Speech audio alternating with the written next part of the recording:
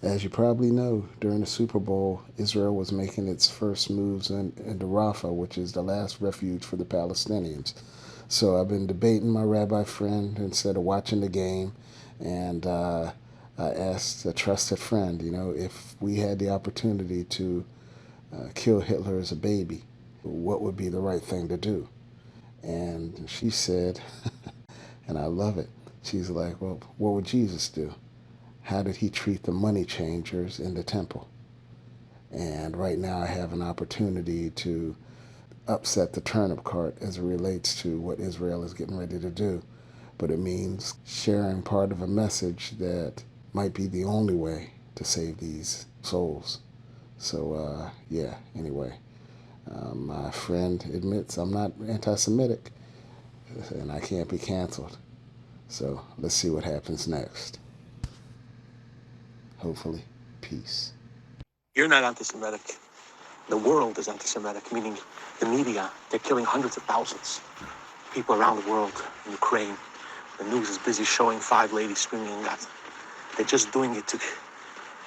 It's the news and the people in charge of the news. They're anti-Semitic, not you.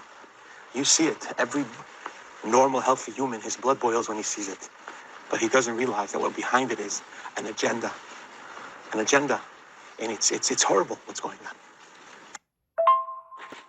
All right, because my rabbi friend, he's a Zionist, so he really doesn't have a problem with what Israel is doing, but I do. So I asked him, if you could go back in time and kill Hitler as a baby, would you do it? If there was a baby and I knew that he would be Hitler, would I kill him? That's an interesting question because we only judge people for what they do or did. But if a God would tell me, kill him, and show me what of course I would kill him. But in a human court, you can't punish someone for the future. And then in response to a question that he asked me, why is it that people are upset about precise bombing now when no one cared about it when we were fighting Hitler? And I said the big difference is because back then, a lot of the war crimes were largely done in secret, whereas now you have IDF soldiers bragging about TikTok for everyone to see. So there's a huge moral difference. So anyway, I sent him my question and he responded with this. This is the problem with social media in general. You have 20-year-old kid soldiers and they're just taking stupid pictures. So that doesn't make what they're doing wrong. It makes them a little immature and terrible, but it doesn't do anything. Will. I just want to tell you, if there's a will, there's a way. I love you, dude, and there's always a will. And, God makes a way out of no way. So let's have this conversation, brother. All right, this is good, dude. This is good.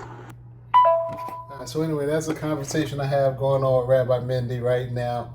I've got a decision to make about how to deal with the last refuge for the Palestinians. Because at this point, Israel's pushed them into Rafah, and they're getting ready to launch a ground offensive, which is bad.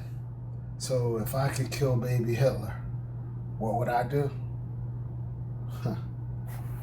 Yeah, you'll find out.